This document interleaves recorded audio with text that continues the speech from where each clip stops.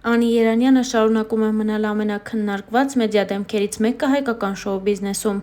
Անի Երանյանի մասնակցությամբ ցանկացած նախագիծ ունենում է մեծ դիտողականություն և հանրությունն էլ սպասում է այդ նոր նախագծերին։ Անին էլ իր ակտիվությունը պահում է նաև ինստագրամյան հարթակում, որտեղ էլ 3 նոր հոլովակ է հրապարակել հարսի զգեստով։ Այս հոլովակն աժիոտաժ է առաջացրել Անիի հետևորդների շրջանում, սակայն դերասանուհին շտապել է նշել, որ սա հեռուստանախագծերից մեկի նկարահանումների ընթացքից է։ Նույն հոլովակում Անի Երանյանի կողքին է նաև Քրիստինա Եղոյանը։ Star News-ը ձեզ ներկայացնում է դերասանուհու հրապարակումը և ոչ միայն։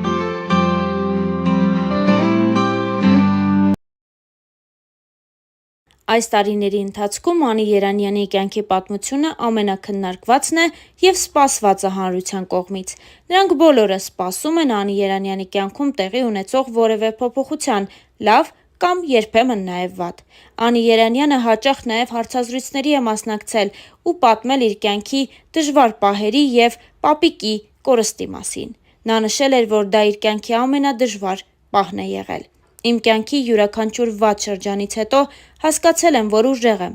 Իրավունք էլ չունեմ թույլ լինել։ Ժամանակ չկա դրա համար։ Իսկ կան մարդիկ, որ ամեն ինչ այնքան ծանր են տանում, լացում են, օրերով տնից դուրս չեն գալիս։ Զրպարտություններից ոչ մի վայրկյան չեմ նեղվում, երբևիցե դրանց պատճառով չեմ արտասվել։ 26 տարվա մեջ ամենադժվար շրջանն ապրել եմ 17 տարեկանում, երբ պապիկս մահացավ։ Նա էր մեր տան հույսն ու ամեն ինչը, բայց այդ էտապն էլ հաղթահարեցինք։ Այդ տարիքից սկսեցի աշխատել և ուժերիս ներածին չափով պահել ընտանիքս։ Ինչքան էլ հեշտ թվա, մեր ոլորտում դժվարությունները շատ են, բայց ես կարող եմ հստակ և բաց ճակատով ասել, որ երբևիցե որևէ մեկը ինձ համար չի բարեխոսել այս կամ այն ֆիլմում, ծրագրում նկարահանվելու համար։ Չկա մեկը, առավել ևս տղամարդ, որ կարող է իր շրջապատում նման բան ասել։ Անկեղծացել էր Անի Երանյանն ու նույն հարցազրույցի ժամանակ խոսել նաև այն մասին, որ կինը կարող է հրաշքներ գործել։ Իմ բոլոր ժամանակների կնոջ իդեալը մայրս է,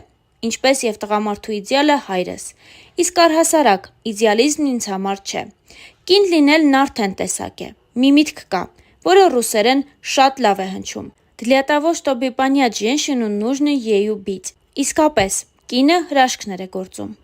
Մարդ է ձևավորվում կնոջ արգանդում, հենց նրան է տրված այդ առաքելությունը՝ կոչվել մայր։ Հենց նա է դաստիարակում մարդ և լինում հրաշալի կողակից ու ընկեր ամուսնու համար։ Չէ՞ որ ոչ մի տղամարդ չի պատկերացնում իր կյանքը առանց կնոջ։ Կինը գեղեցիկ է, անսահման ուժեղ և համբերատար, կամակոր և նեղացկոտ, ներողամիտ, տիրապետում է մանիպուլյացիայի արվեստին, իսկ վերջում շատ գեղեցիկ ձևով հասնում է իր ուզածներին։ Չէ՞ որ դա շատ կարևոր է։ Ի վերջո, կնոջ պատճառով են եղել պատերազմներ, հաշտություններ և դեռ կլինեն։ Անկեղծացել էր Անի Երանյանը։ Անին նաև նշել էր, որ կյանքն առանց սխալների չի լինում։ Նա նշել էր, որ եթե սխալվել է, միշտ պատրաստ է ներողություն խնդրել։ Իհարկե, եղել են նման դեպքեր։ Ցավեցնել մարդուն և ներողություն չխնդրել նշանակում է ևս մեկ անգամ ցավ պատճառել։ Ես միանշանակ ներում եմ իմ ներսում, բայց չեմ մոռանում։ Հիշաչար չեմ, ուղղակի հիշողությունս է շատ լավ։ Լինում են դեպքեր, որ ներելուց հետո միևնույն է, ոչինչ չի փոխվում, այդ մարդը մեկընդմիշտ իմ շրջապատից և իմ սրտից դուրս է գալիս։ Չնայած, ինչ ներելու մասին է խոսքը, եթե Աստված մեզ ամեն օր է ներում։ Ով ենք մենք, որ միմյանց չներենք, նշել էր Անին։ Անիի անձնական կյանքը այս տարիների ընթացքում երևի թե ամենաքննարկված թեման է։